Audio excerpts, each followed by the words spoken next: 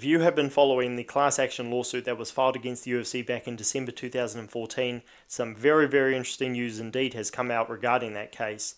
The UFC has got some fighters and managers to testify on their behalf once this goes to court, which is currently scheduled for April 15th.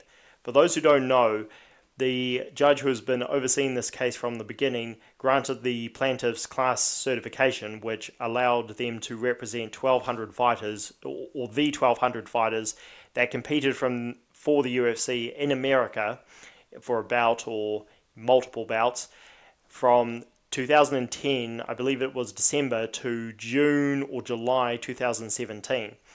And the UFC, of course, appealed that, but they were denied, which was quite remarkable, by the Ninth Circuit. Usually, these things take a couple of years to sort out, and it's just another tactic for those with the deepest pockets to draw out these court cases to try and bleed the other side. But the justice system did not mess around here. They denied the UFC's appeal, and this is going to court until they settle. But as of right now, there is no settlement.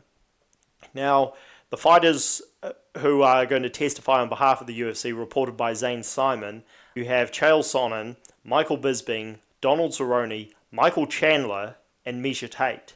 And you guys make your own decisions on why the fighters are doing this. Fighters can do whatever they want. I'm not going to be like some members of the MMA media I'm critical of who claim to speak for the fighters. Then when the fighters don't speak exactly how they expect them to, they complain. You guys can guess who are the biggest culprits of that. But if we were in a situation where the company we worked for was being sued for allegedly breaking the laws and keeping our pay down, and it would lead to us getting more money if the side suing them succeeded, and we stood up for the company, we would be called sellouts. That's just how it is.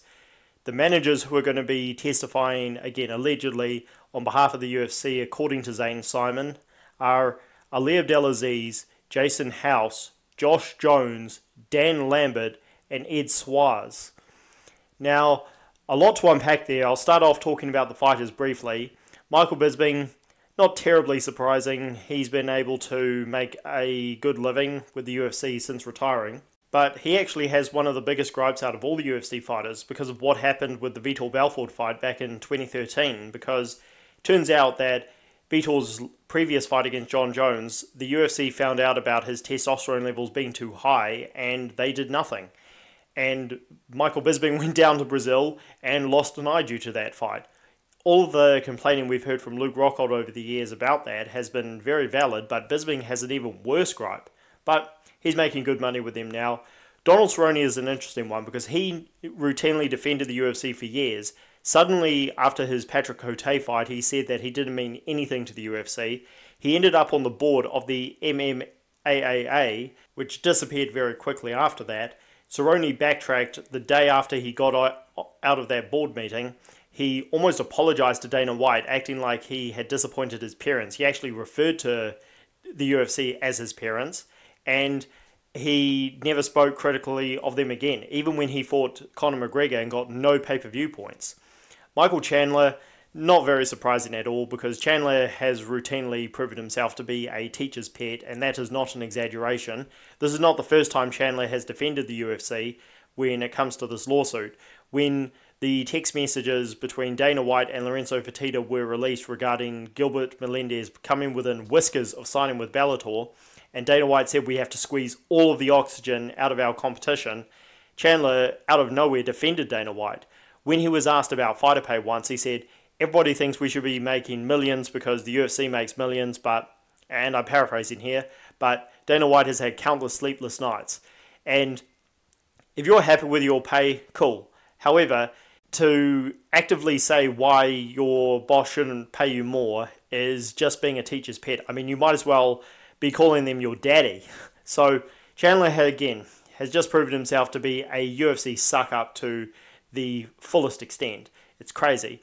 Maybe only topped by Chael Sonnen, who sings from the UFC's point of view all the time. I mean, Chandler, he might as well be calling Dana his uncle.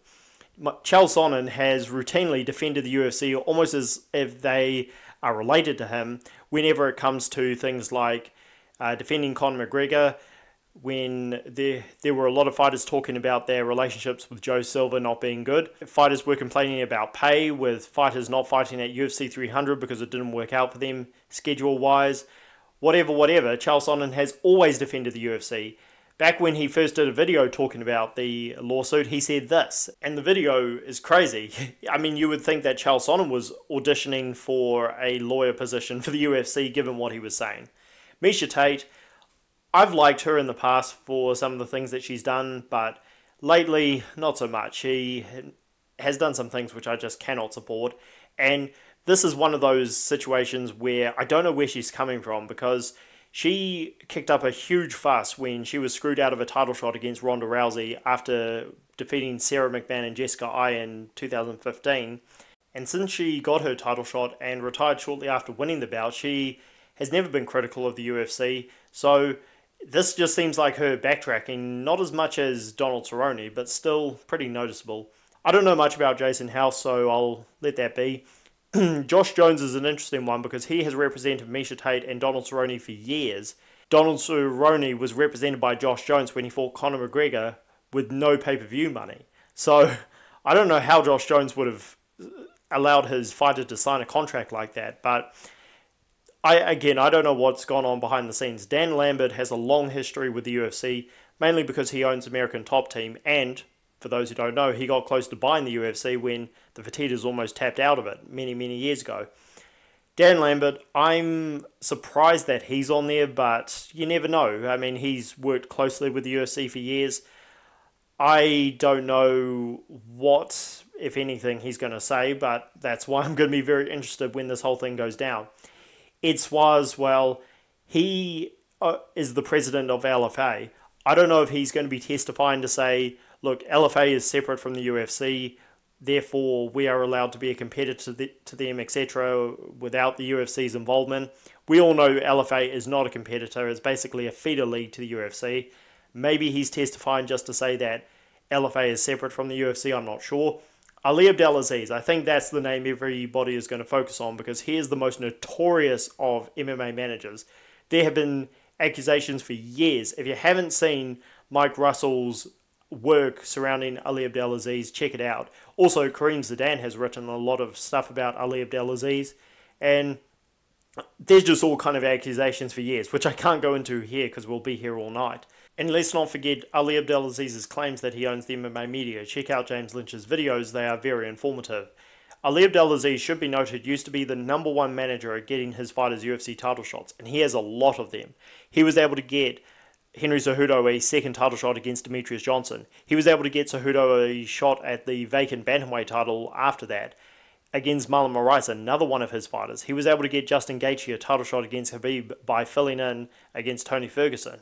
He was able to get Khabib to fight for the full title when Tony Ferguson was injured for UFC 223, which led to Tony Ferguson getting stripped of his interim title. He was able to get Frankie Edgar a title shot against Max Holloway when Alexander Volkanovski was the clear #1 contender. He was able to get Marvin Vettori a title shot against Israel Adesanya when Robert Whittaker was the clear #1 contender. He was able to get Gilbert Burns a title shot against Kamaru Usman when everybody was talking about Jorge Masvidal. He was able to get Kamaru Usman a title shot when he had beaten guys who Colby Covington had beaten before him.